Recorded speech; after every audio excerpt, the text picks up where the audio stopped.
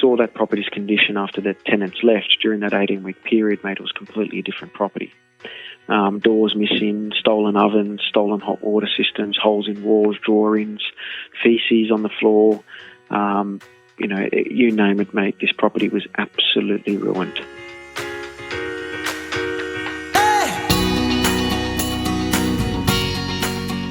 This is Property Investory, where we talk to successful property investors, find out more about their stories, mindset, and strategy.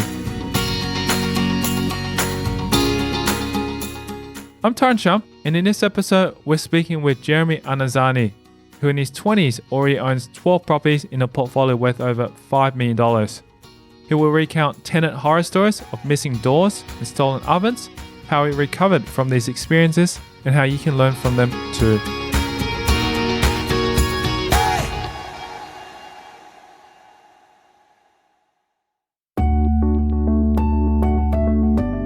Anazani proves that research really is king when it comes to investing in property. With an accounting degree already under his belt, he undertook an entire year of research before he bought his first property. My name's Jeremy Anazani, and I'm a partner with two accounting firms located in the western suburbs and southwestern suburbs, being Parramatta and Liverpool, Keshup Chartered Accountant and VJR and Associates. I'm also a partner of a legal firm and a bookkeeping firm as well. My journey obviously is quite a little bit, but I do enjoy obviously doing the accounting side of things. That's my passion, and also my passion secondary to that is property investing. So what does a property investor with so many positions do in a single day? My life is filled with obviously putting out fires. So being an accountant, we obviously experience a lot of different things that my clients go through, whether it's just simple tax and accounting questions all the way to complex structure questions. My clients are buying properties every day and selling properties every day. And I spend a lot of time advising the clients of the tax outcomes and tax-related positions that one would be looking at when selling or when buying. And myself as a property investor, if I could describe myself in a short couple sentences, I'm aggressive but calculated. So I like to always continue the momentum with property investing, and I always try to ensure that I'm developing my knowledge and skills. But on the other side, I'm always being very calculated with the numbers and the risk that I'm entering to, as any investment has a bit of risk, and it's all about ensuring crunching the numbers to mitigate that risk as much as we can. The son of migrant Italian families, Anazani grew up in southwestern Sydney. I've spent a majority of my life living in the southwestern suburbs of Sydney in an area called Casula, located between Liverpool and Campbelltown. I went to school in those areas and finished high school in those areas, and obviously went to university in those areas while working full-time after I finished my HSC. Presently, I'm living in an area called Leppington, which is in the southwestern suburbs again, in a new estate called Willowdale on the Cannon Valley Way. And I base myself out at Parramatta as well as a little bit of time out in Liverpool. That's a little bit of, I suppose, where I grew up and where my roots came from. My family are a migrated Italian family. Initially, both started their sides out in the western suburbs, but first off was in Griffith. So we come from a bit of an agricultural background, and both sides of the family migrated to Seven Hills and then Minto. So we've predominantly lived in that southwestern corridor, being closer to home, obviously a little bit cheaper, I assume, as well, back in the day. That's a little bit about where I grew up, mate. From his grandparents to his parents, education has been valued highly in Anazani's family as the means to a better lifestyle, especially for his grandparents arriving in Australia in the 1950s. Migrated at a very early age. I do, if my memory serves me correct, I think they actually were born here, but grandparents migrated here in the late 50s, early 50s. Spent a little bit of their time, obviously, finding work wherever they could. English was a bit of an issue back then, but my parents now, obviously education was very important to my grandparents, and they did ensure that my parents did go to school and university, and my father has been an accountant, believe it or not, for about 39 years. Served about 35 years of that at PricewaterhouseCoopers, being one of Australia's largest accounting firms. And my mother has been a school teacher for the last 25 odd years. So always education was a very strong foundation in my upbringing, as it was for my parents as well. Although he'd prefer not to admit it, Anazani was never sold on following his father into accounting. But soon enough, he fell in love with the intricacies of the profession. I very rarely tell people the story, but initially accounting wasn't something that I was keen to get into because, as we can all be aware, we think it's quite a boring job, sitting at an office all day and crunching numbers. Yet do we know there's so many different areas of accounting one can get into. So, I was a bit, I suppose, hesitant on entering into university with an accounting major. But quite quickly, soon after I started university, I got my first job in an accounting firm and never looked back and enjoyed everything that came with it. I quite realised that it's more about the advisory, more about knowledge rather than sitting down and punching some figures into a calculator. So it was something that I believe my father always had his intention that his son would, myself that, had been enter into the accounting realm. But it wasn't something that I really grasped until I was in my late 18, early 19 years of age, and that's when I really understood that there's a lot more to accounting than sitting behind a desk and hitting numbers all day. It's about real life experience, and it's about converting that real life experience to help your clients. So that's why I fell in love with accounting quite early on, because I realised that there's just so much more to it. With his father also an esteemed accountant, Anazali feels blessed to be able to work with and be mentored by some of the best in the business.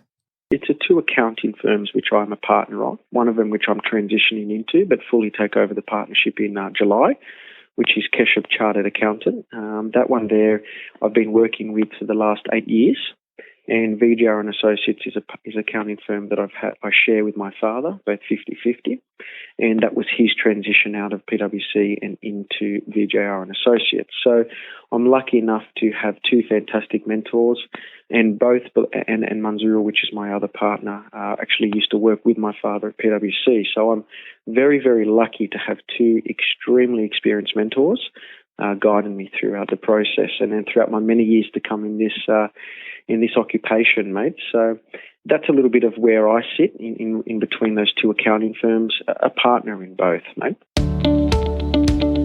It is clear that along with an appreciation for learning, he was also instilled with a strong work ethic from his family. I was not sent to work at a young age, but I wanted to work. I've always loved standing on my own 2 feet as much as I can. I'm a big pride person. I always try to do things by myself where I can. So I started my first job at a pizza shop, as all 14-year-old kids do, and worked there, during my school life for about 2 or 3 days a week, mostly on the weekends. I also held a refereeing position. So I used to love soccer, and I still love soccer, and I used to referee soccer during the winter on my weekends as well. For a little bit of cash money, obviously less a little bit of the tax that referees used to pay to the governing body. I did that up until obviously my teenage years, my formative years. And then during my summer vacations, that summer vacation between school and university starting, I actually mowed lawns, believe it or not. I was worked in a golf course, mowing lawns for those 9 weeks, up at 6 o'clock in the morning and at home by about 2:30, 3 o'clock. And I quite quickly realised that it wasn't me. It wasn't me. After this realization, he decided to pursue a job that would enact a less demanding toll on his body, and naturally, he fell into accounting. I got to have a taste of a little bit of, I suppose, a harder occupation, a bit more taxing on a young body. And I quite quickly realised that I think, no, an office job is the best way for me to go, especially working in the summer, 40 degrees heat, whippersnippering and cutting lawns at a golf course. So that was where and the jobs that I held up until obviously I entered into a full-time role as an accountant when I was about 19. Working in as an accountant since 19, it's unsurprising that Anazali has proved to be an accounting expert at only 27 years old. It's been almost heading into my ninth year as an accountant working full-time, and I'm loving and learning a lot of things along the way. So it's been great, mate. It's been fantastic to apply that to my university degree, but it's also been fantastic to apply that to some of the things that I'm doing today in my property investing or in just creating different businesses and becoming a little bit more of an entrepreneur. Coming up after the break, we'll hear about Anazani's learning curve beginnings in property. Problem is that getting tenants to stay there longer than 3 to 6 months became a very real problem. And getting both sides rented of that duplex was also a very, very real problem as well. As well as the moments that made him go, aha. Oh, mate, I've had that been probably one of the significantly hard moments. You'll also learn how you can follow his next property investment step. So I'm going back through my existing portfolio and finding where I can add value, and that value could be through some subdivision, that value could be through some granny flats.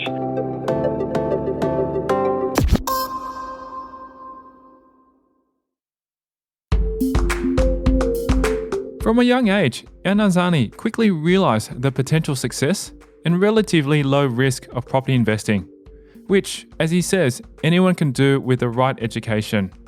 Property's always been very ingrained into me, definitely as a young man.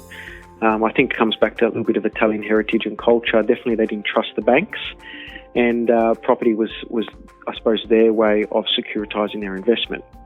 I was also lucky enough when I started working at Keshob Chartered Accountant to be working alongside my soon-to-be partner Manzurul, and I saw his property portfolio at the time, which was in his early stages, but nevertheless very impressive. And I was working with a lot of my clients who were also property investors. At that stage, again, most of them with 5 or 7 properties, and now they hold anywhere upwards of 20 plus. I saw quite quickly how important the power of leverage was, and being able to borrow for an asset and getting a gross return on that grossed up value being the market value of the property. So I saw quite quickly the yields and the returns that people were getting. And it was at the start of, say, that 2009, heading towards that 2010, 2011 period where properties really started to move. So I said to myself quite quickly that if these people who are working quite hard and saving their money are able to get these, $50,000 to $60,000, $70,000 a year market value increases, or otherwise known as equity, in 1 year without working, I knew straight away where my money had to be. Now, I knew quite quickly at my age as well that the share market was a little bit out of my grasp, but there was a lot of variables involved. Movements, just with one comment from a director could send the price upwards or downwards. However, property was a little bit more secure because it's something you can see, touch, feel and smell. It's there. It's not going anywhere. If a director from Telstra mentions one bad comment, it doesn't reduce the price of our property as such. So I knew straight away that is where I wanted my money to be. As I said earlier on, it comes back down to a calculated risk. And when I do the figures and when I do the calculations, the risk in property, what I saw even at such a young and early age, was that it is a secure investment, and if you buy right, it can have the right yields and dividends for yourself in the future, being in the equity growth.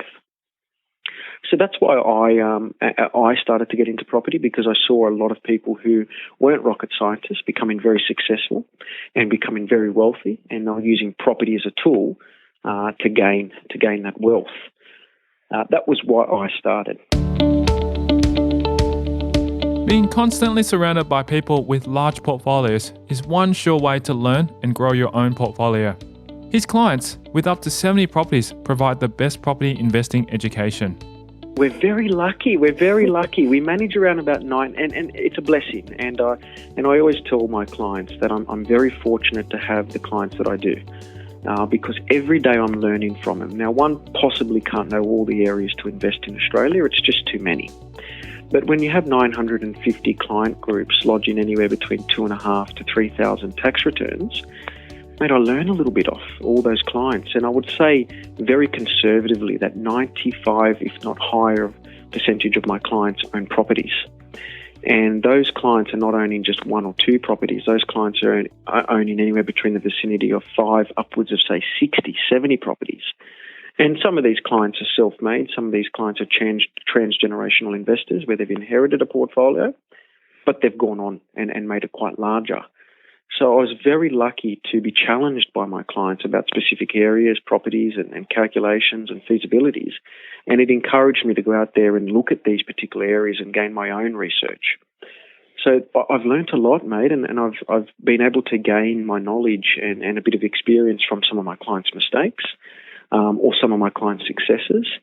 And at the same time, I always believe that when you are challenging your accountant, it encourages them to go out there and learn more themselves. So Mate, it's definitely not me sitting by a book every night for 10 hours. It's a lot of challenging from my clients and a lot of information sharing. I do believe there is power in numbers, and if we have more people around us searching and wanting a common goal, we can all learn off each other. And that's what I did, mate. I spent a lot of those early formative years learning from a lot of my clients and asking a lot of questions, replicating their successes and obviously not replicating their failures. So that's been a very good help for me, mate. Rather than give specific property or financial advice, he strives to guide his clients in the right direction for them, simply by sharing knowledge and experiences. Due to some restrictions, obviously not being, say, a financial planner, I can't actually recommend specific areas to my clients, nor can I tell them to buy a property or not buy that property. It's more of a conversation that we have based on the pros and cons. They may ask specific experiences that I've had in that area or other clients that I've had in that area. And I do share a lot. So I'm a big believer in what I've learned. It's there for me to share with everyone else, but only really specific to my own journey, maybe a couple of my other clients' journey. It's not really information that I'm giving them so they can make a cutthroat decision based upon what Jeremy says, but it's more so just sharing the knowledge. And I try to do that with a lot of my clients, where I just share the knowledge about, say, what I've done or what I've looked at in that area and what things that they should consider when they look at that area. And then we really go through the pros and cons and we make sure that the numbers do work in relation to their goals and objectives, of course. At only 27, Anazani already possesses an impressive portfolio. So at present, there's about 10 investment properties which I do hold. And there's a duplex which I'm currently building in Leppington in the estate of Willowdale. And that duplex should be completed within, say, the next 6 to 8 months, taking the total property portfolio holding up to 12, because that will be Torrance titled when it's finished. That's the value kind of fluctuates depending on how we look at it. And it really depends on the end result. But I would assume the value of those 12 properties on a gross basis should be anywhere close to around about, say, 4.5, maybe 5 million, depending on end results. And the total equity in that portfolio should be close to around about 1 to 1.5 million. With a notable equity of around 25% from these properties, it's undeniable that he knows his stuff. He attributes this knowledge to his intense research ethic, which he dates back to his very first property. I started my first property in areas that I knew. So as I said, I grew up in the area of Casula, and I knew the Campbelltown region and Liverpool region quite well. And at that stage, the prices were fairly different back in 2011, 2012, I think maybe late 2011. And I researched that area for quite some time. So I was I procrastinated quite a bit, mate, to be very honest. I spent about a good year researching the market, researching that area, attending lots of open homes, attending lots of different auctions just to get an understanding and feel of what the conditions were in the market. I spoke to a lot of real estate agents, wasted a lot of real estate agents' time. I have to say sorry in advance to all those people. Despite the time that Anazani believes he wasted, this research and experience has proved vital to his overall property investment journey. It all was part of my learning and was all part of my journey. And what it did was it gave me an experience to understand what I didn't want in a property and what I did want. And I remember getting a phone call at about 9 o'clock at night from a real estate agent. And they said, Jeremy, I've got this 3-bedder, 2-bath, 1-garage home in an area of St. Andrews. It was on the market for about $350. He said to me, Jeremy, look, we do need to make a quick pace on this particular property. There's some circumstances that the vendor was going through. And straight away, through my learning and journey, I knew that this was an opportunity for me to find a property at a good price. So I made an offer over the phone and I said, look, I'm prepared to pay $315,000 and I'm happy to sign a contract tomorrow at 7 o'clock on the basis I look at the property. And as you can be aware, a real estate agent would be quite hesitant to get up quite early and see and take someone to visit a property at 7 o'clock in the morning. But I made it very clear that I want this property and you'll be there at 7 o'clock because I will sign it if it is good. And it is good as you say it is. So there I was at 7 o'clock in the morning. I spent 30 minutes, looked at the location, looked at the property, tried to absorb it, see anything that I could notice straight away. And the contract was signed by about 8:30 in the morning. And I purchased my first property within the space of 12 hours for $315,000. And today's value, it's worth about $600 to $650. Despite such a hasty decision, he really scored an amazing property as his first purchase, and one that was located amongst all the infrastructure you could ask for. It was on the cusp of a very, very good area called Denham Court. Now, Denham Court, there are, at this present time, $3 to $4 million homes, and it's right next to a suburb where I bought St Andrews, where the home median price would be close to about $600 today. So I knew straight away that there potentially may be a bit of a catch-up effect. It was located close to the M5. It was located close to the stations, being Minto Station. It had shopping centres not too far away from it. And it was in a very good suburb, I would say, a suburb that was not dominated by renters, but more so by home occupiers or homeowners in that instance. So I knew straight away that it had a good street appeal and it had a good foundation for a property to increase in value. And those are the real bases that I look at. I don't want to be into a very heavily rent-dominated area because there's a lot of competition. Also, sometimes the area can unfortunately be dragged down a little bit because maybe some people aren't as proud of their home as it's not theirs. I also look for infrastructure, so schools. The local school was only around the corner. It had many different child centres as well. Had a shopping centre and a very small local shops and a very large shops all within about 5 kilometres. It had a train station within about 5 kilometres. It had entrance onto the M5 heading towards Narellan within a couple kilometres, and entrance towards the M5 and M7 within about a 5 to 10 kilometre radius. So it had all the different attractions and foundations that I wanted from a property portfolio as far as infrastructure, schools, amenities, as well as just a nice suburb. So it really ticked all my boxes from what I had seen and what I saw was a good property as well. For Anazani, his worst investing moment came from branching out his portfolio without the base knowledge that supported his other purchases. But from this came the lesson that quality, not quantity, makes the portfolio. I don't tend to share too much of my bad stories, but I definitely will on this particular instance. Mate, I bought about 3 or 4 properties, or had about 4 or 5 properties, I can't remember at that particular stage, and I was all about, well, I've got some properties, they cost me a little bit of money, not a lot.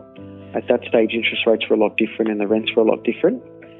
Things have since looked up since then, but I was all about cash flow at that stage. I said, well, I've got to support this property portfolio. I don't want to spend any money out of my back pocket. So I started to look for very cash flow properties. And I found an area in Cowra, which is regional Australia, about probably 6-7 hours, maybe a little bit more, a little bit less away from Sydney. And I bought a duplex, genuine duplex, 2 lettings, and I paid about $160,000 for it. The rent on that duplex, with both of them rented, was about $340 to $360 per week, so a genuinely cash flow property. Problem is that getting tenants to stay there longer than 3 to 6 months became a very real problem. And getting both sides rented of that duplex was also a very, very real problem as well. And initially, that property, for the 12 months that I had it, I probably had both sides of the duplex rented for no longer than about 1 month or 2 months. Therefore, I was only really obtaining between $130 and $160 a week. And that cash flow property was quite cash negative in the end. Quite a bit of repairs and maintenance had to be done on that particular property, as the tenants that I was getting weren't fantastic. So that journey, unfortunately, was a journey for me that I realised quite quickly that, it's about the condition, it's about the location, rather than just about pure cash flow.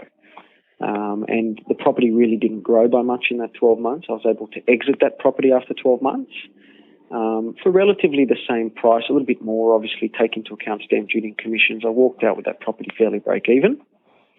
But it was a very good lesson for me to learn, because I tried to speed up the property portfolio rather than continue to what I knew best was foundations, infrastructure, amenities. And it comes down to maybe a little bit of greed as well. I wanted more properties. I wanted the number rather than the quality. So I learned very quickly again that it's not about the number of properties you have, it's the quality of the portfolio. And it's how the portfolio performs as a whole in capital growth, in cash flow, rather than just focusing purely on just one facet of investing, which is cash flow. This is a common journey for beginning property investors, valuing cash flow over anything else. The idea of not having to pull money out of their own pockets in the short term is very enticing. It's a very common conversation to have with my clients. We talk about, does $2,000 a year really change your life? Passive income. And I always say that we need to understand what are we getting into it for. $2,000 a year, while it does help, it's not going to be as lucrative or as profitable as a potential $50,000 to $60,000 capital growth in the space of, say, 1 or 2 years. So I tend to really ask my clients that what's the purpose of this property? What is your goal? What is your objective? What are you aiming to achieve? And if a couple grand per year is what you want, then that property might be a very good fit for your portfolio. But if you're after a bit more of a rapid acquisition plan where you are looking to buy, release equity and continue the portfolio buying again, then we really need to understand, well, does $2,000 help offset any potential capital growth that we could get from a property that may cost us $2,000? But it's not to say that a cash flow property can't be a capital growth property. So we do need to really look at the individual property that we are buying in the basis of its location and what positives and negatives it does have. Although we may have already covered Anazani's worst investing moment, there is still much for you listeners to learn about property investing from the first property that he bought. This property was a very sentimental property, as it is my first property that I ever bought. I had tenants in there, and I really started to see the clear indications that things weren't going right. I was very behind when I say the tenants were very behind in rent. It was actually about 10 weeks in arrears before I really started to, ask what's going on. What else is happening to the property? If they're not paying rent, is there other things that are happening that I'm not aware of? So we got onto the property manager, and the property manager went through all the processes of tribunal and other things and finally removed the tenants after about 18 weeks. And again, that was a bit of a learning curve and a bit of a journey to go through about the processes of getting a tenant out. It is quite a lengthy process. It's not a matter of asking them to leave. There is avenues to go through by tribunals, second tribunals and sheriffs. So I learned quite quickly that, buffers in place were very important. But when I saw that property's condition after the tenants left during that 18-week period, mate, it was completely a different property. Doors missing, stolen ovens, stolen hot water systems, holes in walls, drawer-ins, feces on the floor. You name it, mate, this property was absolutely ruined. From there was even more hard work and heartache for him, as he had to pay for the damages of the tenants. But the silver lining is the education this experience gave him for the rest of his property investing journey.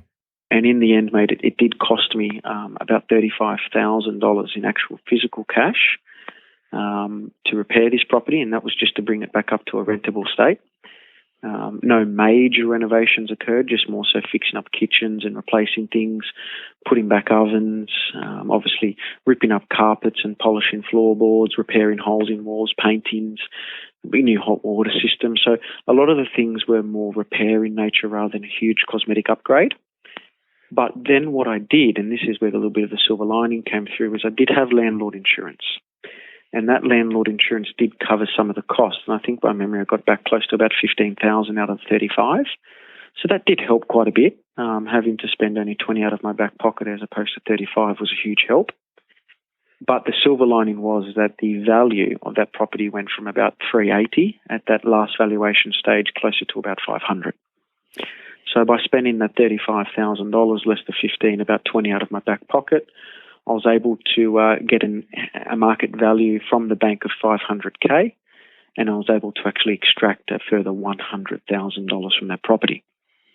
And that extraction of equity led on to property number 6, 7, 8, and I think I'm still using maybe some of that equity today for deposits and for other things for the property. So a little bit of silver lining out of a very bad situation.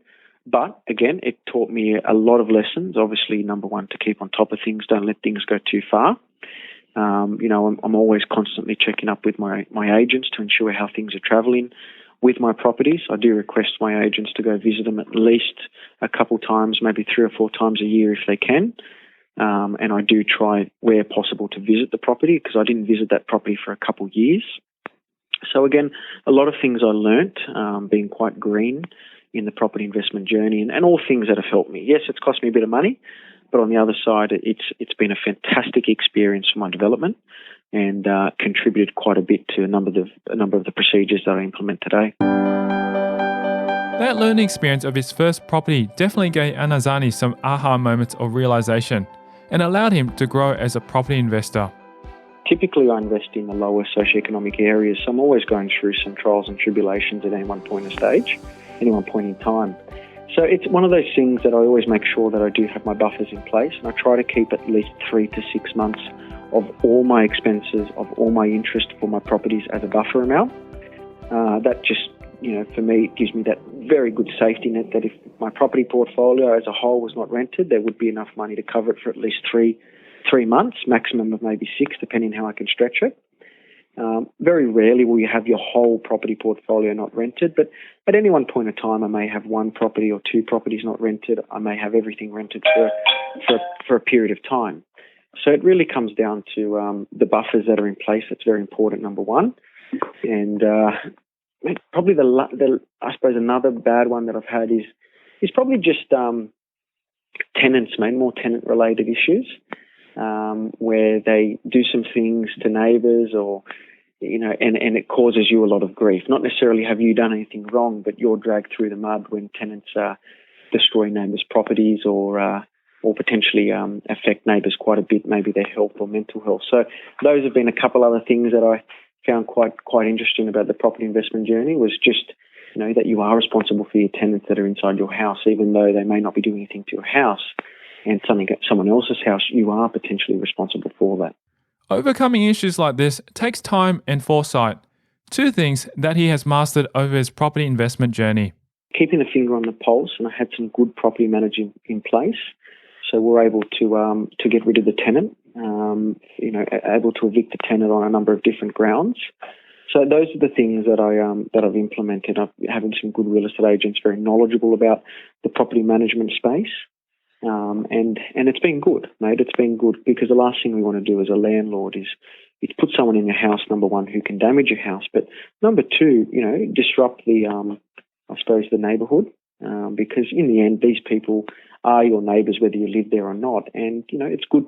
I think it's a good thing to be good to your neighbours, because if the property is not rented, or even if it is rented, you do want your neighbours on your side who are telling you when things are happening, or just generally overlooking your house to make sure nothing does happen. So be good to your neighbours, mate. That's what I can always say.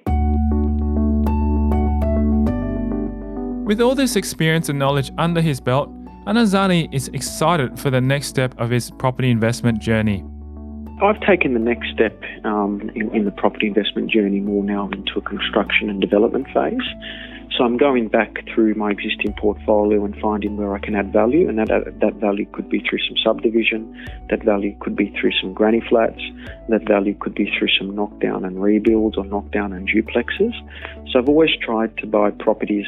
Number one, I've tried to buy properties where I see the value, but number two, I've always tried to look at properties where there's a bit of a twist, where there's a bit of a value add. I'm a big believer in manufacturing equity. I'm not a huge fan of just letting Mr. Time take its toll or take its place in its journey. I'm a big fan of manufacturing equity where we can. So for me now, it's all about going through my existing portfolio and improving it, number one, from a cash flow perspective, and number two, from a capital growth perspective. And so I can utilise those funds to go ahead and chase the next stage in my journey, which is more the development side. So I'm in a couple of things with some family, and also a couple of things with some clients or friends of mine. And I want to do a couple of things for myself, whether it's just buy a small block of land, subdivide it and do a townhouse development or a unit development, but nothing on a big scale, everything on a very small scale. So that's what I'm most excited about my investment property journey, mate. It's getting into that next stage. This new strategy of buy, add value, then drive equity and jump onto the next property is his unique version of the traditional buy and hold. I always believe that you should have a good portfolio where it is a buy and hold portfolio. Because you do need that solid foundation to work from. It's very hard to, jump into it straight away and being very green in the overall, transaction, trying to develop something. So it is a process I believe every client should go through, or every person should go through, which is, buy your solid foundation properties, things that are not going to lose your money, but help and aid you to make money. And then that's where you can go back and extract some equity to look at some different things and different alternatives and different options inside the property investment journey you're in. So, inspired by this story and what Jeremy Anazani is excited about today, we'll keep the conversation going in a future episode on Property Investory Podcast, where we talk about how to apply the strategy. I really had an aggressive saving strategy, which was all very important in my portfolio. The resources that he sought? I had a lot of resources. I used, obviously, we all use realestate.com and domain, but I really utilised realestate.com. And what learning devices he recommends for aspiring property investors? I like to listen to, obviously, a lot of podcasts, such as what yourself, Tyrone, that you're doing. And that's in a future episode on Property Investory Podcast. Thanks for listening.